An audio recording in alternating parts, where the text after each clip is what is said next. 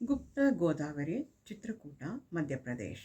ಚಿತ್ರಕೂಟ ರಾಮಾಯಣ ಕಾಲಕ್ಕೆ ಸಂಬಂಧಪಟ್ಟಿದ್ದು ಅನ್ನುವುದು ಇಲ್ಲಿ ಒಂದು ನಂಬಿಕೆ ಆಗಿದೆ. ರಾಮ, ಲಕ್ಷ್ಮಣ, ಸೀತೆ 14 ವರ್ಷ ವನವಾಸ ಮಾಡುತ್ತಿರುವ ಸಂದರ್ಭದಲ್ಲಿ ಇಲ್ಲಿಯೇ ತಂಗಿದ್ದರು ಎಂಬುದು ನಮಗೆ ತಿಳಿದುಬರುತ್ತದೆ. ಮತ್ತು ಇಲ್ಲಿ ಗೋದಾವರಿಯು ಗುಹೆಯಲ್ಲಿ ಅಂಕು-ಡೊಂಕು ಆಗಿ ಹರಿದು ಒಂದು ಕೊಳದಲ್ಲಿ ಸಂಗ್ರಹವಾಗುತ್ತದೆ. ಅಲ್ಲಿಂದ ಭೂಮಿಯಲ್ಲಿ ಅದು ಇಳಿದು ಅಂತರ್ಧಾನವಾಗುತ್ತದೆ. ಈ ಕೊಳದಲ್ಲಿಯೇ ಸೀತಾಮಾತೆ ಸ್ನಾನ ಮಾಡುತ್ತಿರುವಾಗ ಒಮ್ಮೆ ಮಯಾಂಕ ಎಂಬ ರಾಕ್ಷಸನು ಬೇಹುಗಾರಿಕೆ ಮಾಡುತ್ತಾ ಸೀತೆಯನ್ನು ಕದ್ದು ನೋಡುತ್ತಾನೆ. ಈ ಕೃತ್ಯವನ್ನು ಕಂಡಂತಹ ಲಕ್ಷ್ಮಣನು ಕುಪಿತಗೊಂಡು ಆ ಮಯಾಂಕ ರಾಕ್ಷಸನನ್ನು ಬಡಿದು ಗುಹೆಯ ಮೇಲ್ಛಾವಣಿಗೆ ಅಂಟಿಕೊಳ್ಳುವಂತೆ ಹೊಡೆಯುತ್ತಾನೆ. ಇಂದಿಗೂ ಕೂಡ ಮಯಾಂಕ ರಾಕ್ಷಸನು ಗುಹೆಯ ಮೇಲ್ಛಾವಣಿಯಲ್ಲಿ ಅಂಟಿಕೊಂಡು ನೇತಾಡುವುದನ್ನು ನಾವು ಕಾಣಬಹುದು. 65 ಮಿಲಿಯನ್ ವರ್ಷಗಳಿಂದ ಈ ಗುಹೆಯು ಸೃಷ್ಟಿಯಾಗುತ್ತಾ ಬಂದಿದೆ. ಅಂದರೆ ಭೂಮಿಯ ಶಾಖ ಮತ್ತು ಒತ್ತಡಗಳಿಂದ ಈ ಅಂಕುಡೊಂಕಾದ ಗುಹೆಯು ಸೃಷ್ಟಿಯಾಗಿದೆ. ಇದು 2-3 ಕವಲನ್ನು ಒಡೆಯುತ್ತದೆ ಮತ್ತು ಇಲ್ಲಿ ನದಿಯಲ್ಲಿ ನೀರು ಗುಪ್ತವಾಗಿ ಹರ್ಕೊಂಡು ಮುಂದೆ ಹೋಗ್ತಾ ಇರುತ್ತೆ. ಗುಹೆಯಲ್ಲಿ ಹರಿಯುವ ತಣ್ಣನೆಯ ನೀರಿನಲ್ಲಿ ಬರೀ ಕಾಲಿನಿಂದ ನಡೆಯುವಾಗ, ಆ ತಣ್ಣನೆಯ ನೀರಿನಲ್ಲಿ ನಡ್ಕೊಂಡು ಹೋಗುವಾಗ ಆಗುವಂತಹ ಸಂತೋಷವೇ ವರ್ಣನಾತೀತ. ಮುಂದೆ ಈ ಗೋದಾವರಿಯು ಮಂದಾಕಿನಿ ನದಿಯನ್ನು ಕೂಡ ಸೇರಿಸಿಕೊಂಡು ಆಂಧ್ರ ಪ್ರದೇಶದಲ್ಲಿ ಕಾಣಿಸಿಕೊಳ್ಳುತ್ತಾಳೆ.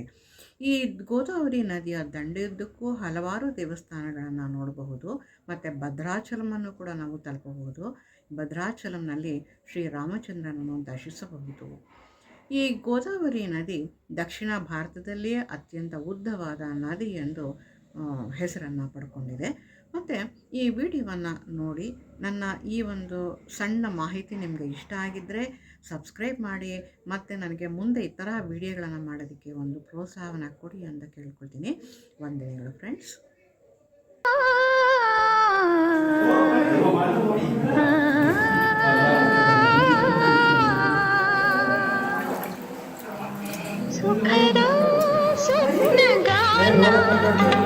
లేదు కొట్టుకోవడం కదా గలాక్సీ కదా నిదానం గాబర్ సేదు నేను వస్తాను నిదానంగా